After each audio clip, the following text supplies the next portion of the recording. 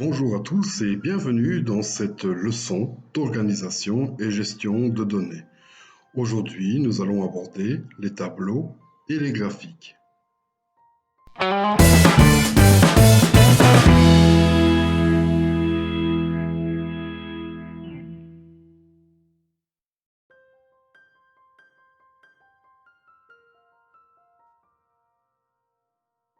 Dans un tableau, les données sont organisées en lignes et en colonnes. Pour comprendre les éléments que contient un tableau, on doit lire et comprendre le titre, puis les intitulés de chaque ligne et chaque colonne. Voici un tableau et voici le titre. Ce tableau parle donc des élèves mangeant à la cantine. La première colonne indique le nom des classes, CP, CE1, CE2, CM1 et CM2. La première ligne indique les jours de la semaine. Maintenant, si je me pose la question suivante, combien d'élèves de CM1 ont mangé à la cantine mardi? Je vais donc sélectionner la ligne correspondant au CM1 ainsi que la colonne correspondant au jour demandé, le mardi. C'est à l'endroit où se croisent la ligne et la colonne souhaitée que l'on trouve la réponse. Il y a donc 14 élèves de CM1 qui ont mangé à la cantine mardi.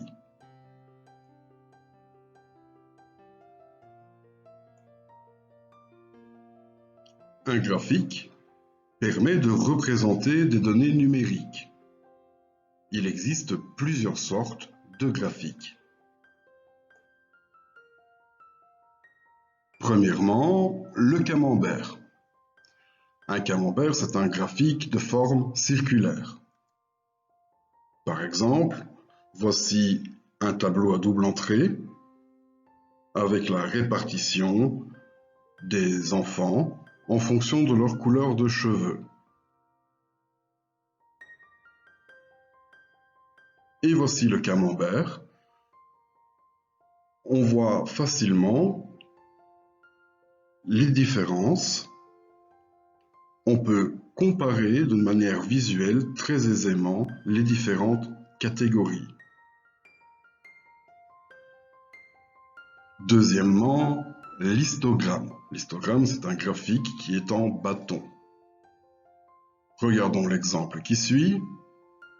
Voici un tableau recensant les tailles en centimètres année après année d'un enfant qui grandit. Voici la base du graphique à bâton.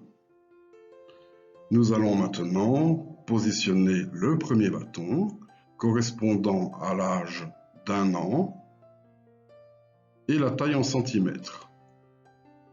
Ici, on voit qu'un enfant d'1 an mesure 70 cm. Donc 70 cm est ici. Le 1 correspondant à l'âge est ici. Nous venons d'installer le premier bâton. Maintenant, nous allons voir la taille correspondant à l'âge de 2 ans, 79 cm. 79 cm se trouve ici. Je rajoute donc un bâton à cette taille. Maintenant que le deuxième bâton est mis sur notre graphique, nous allons installer le troisième. L'âge de 3 ans correspond à la taille de 86 cm. Donc 86 cm, c'est ici.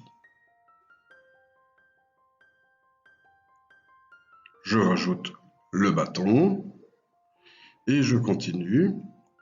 À l'âge de 4 ans, cet enfant mesure 91 cm. 91 cm, c'est ici. Je rajoute le bâton suivant. Ensuite, le dernier. À l'âge de 5 ans, cet enfant mesure 98 cm. Donc l'âge de 5 ans, 98 cm. Et voilà, nous venons de terminer la réalisation d'un graphique en bâton qu'on appelle histogramme.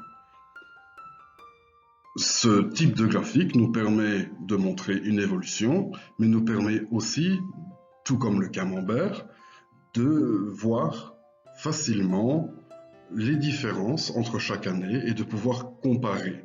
On utilise beaucoup ce genre de graphique pour comparer des données les unes par rapport aux autres. Et enfin, troisièmement, le graphique avec une courbe. Une courbe permet de voir l'évolution des données. Prenons l'exemple suivant. Nous avons les précipitations, mois après mois, mesurées en millimètres. Voici la base de notre graphique. Sur l'axe horizontal qu'on appelle l'axe des abscisses, nous avons les mois de l'année.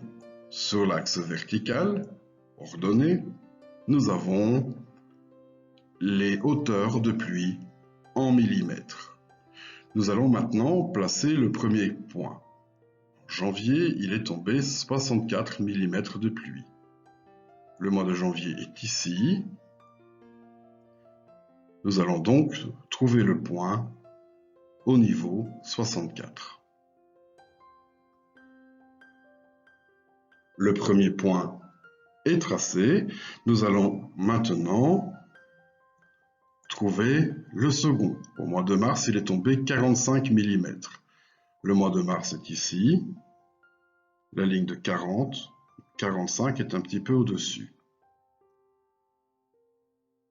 Voici le deuxième point. Nous pouvons les relier. Ensuite, nous allons trouver le troisième point. Le point suivant correspond au mois de mai. Au mois de mai, il est tombé 101 mm de pluie. Donc le mois de mai, nous montons jusqu'à 101. Nous allons mettre le point. Voici le point correspondant au mois de mai.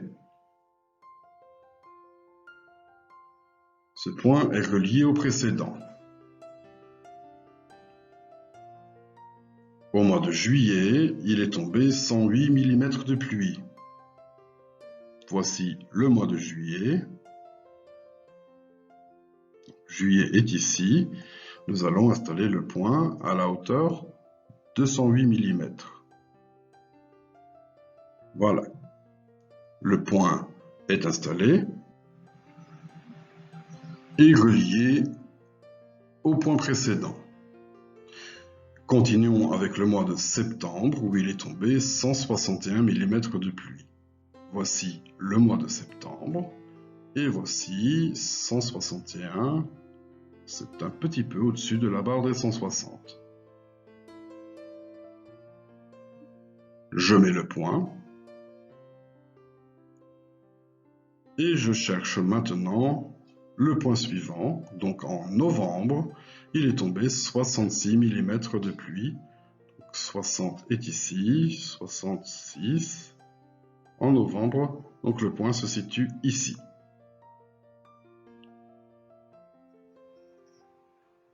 Cette courbe me permet de voir facilement l'évolution de la pluviométrie tout au long de l'année. Reprenons étape après étape la manière dont je trouve un point sur mon graphique. Premièrement, je vais repérer le premier nombre sur l'axe horizontal.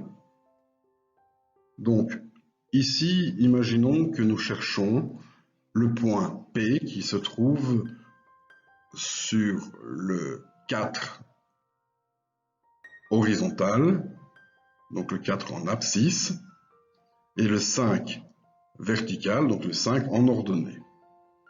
Je vais d'abord trouver mon premier nombre, le 4. Ensuite, je vais repérer mon second nombre sur l'axe vertical, qui est, rappelez-vous, le 5. Il est ici.